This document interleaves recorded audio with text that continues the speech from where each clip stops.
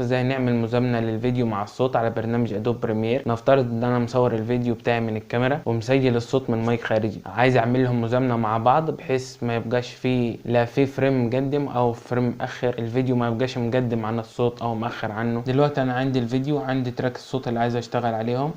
الاول قبل الخاصية دي كنا بنحط الفيديو كده، بنجيب تراك الصوت تحتيه وبنكبر بحيث الموجات بتاعت الصوت تبان، وبنحاول نظبط مثلا الموجات، بشوف نفسي انا بتكلم فين بقف فين، بحاول اظبط بالطريقة دي.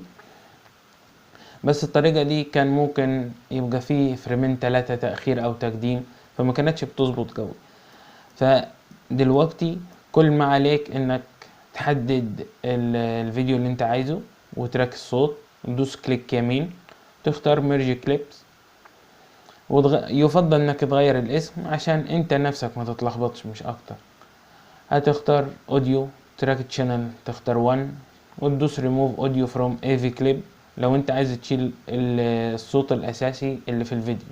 انا بالنسبه لي بشيله، استناه يخلص والفيديو الجديد اللي طلع تسجيل المايك الخارجي مظبوط وجاهز من غير اي تعب.